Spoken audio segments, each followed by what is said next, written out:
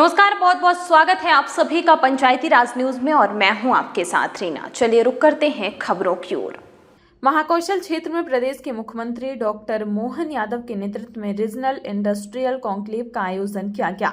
इस कार्यक्रम का मुख्य उद्देश्य मध्य प्रदेश की औद्योगिक संभावनाओं को बढ़ावा देना था। इस महत्वपूर्ण अवसर पर बालाघाट जिले की कटंगी खैरलांजे विधानसभा क्षेत्र के विधायक गौरव सिंह पारदी ने अपनी प्रभावशाली उपस्थिति दर्ज कराई। उन्होंने बालाघाट जिले के खनिज संसाधनों विशेषकर कॉपर और मैग्नीज की समृद्धि की रेखांकित करते हुए कहा कि इन खनिजों पर आधारित उद्योगों की स्थापना से जिले के युवाओं के लिए रोजगार के नए अवसर पैदा होंगे।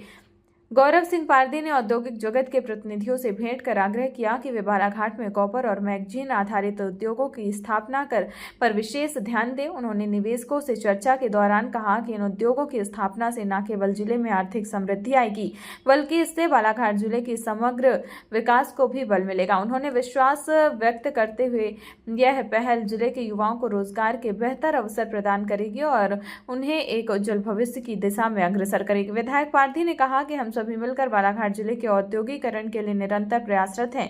हमारा उद्देश्य है कि यहाँ के निवासियों को बेहतर भविष्य और अधिक अवसर प्रदान कर सके। उन्होंने यह भी आश्वासन दिया कि राज्य सरकार और स्थानीय प्रशासन मिलकर बालाघाट के विकास के लिए हर संभव कदम उठाएंगे।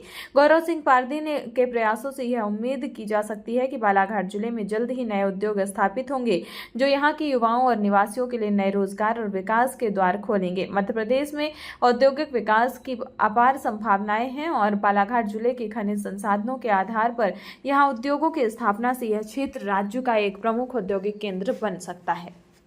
I am Gaurav Singh Pardi, MLA from Katangi in Balaghat district, and MOIL as well as HCL, both of them are located there. So I take this opportunity for 2 points. First, I will request everyone. See, Balaghat produces almost 65% of the copper within India. I request everyone to have a copper smelting plant there. Since HCL already have a unit which are not functional in Khetri and Singhbhum, why don't you transplant them to Balaghat? You have another advantage there. Copper smelting also requires manganese. Some copper smelting. Manganese is also there in Balaghat.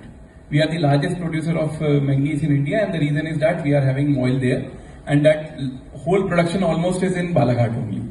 So within our district, we have copper, we have manganese. So I also request MOIL as well as other investors who are here, why don't you open up manganese beneficiation plant within Balaghat?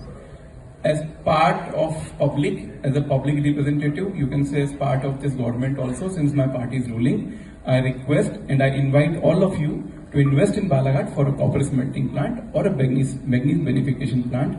As well as my request is more towards MOIL as well as HCL. Kindly take care of my request.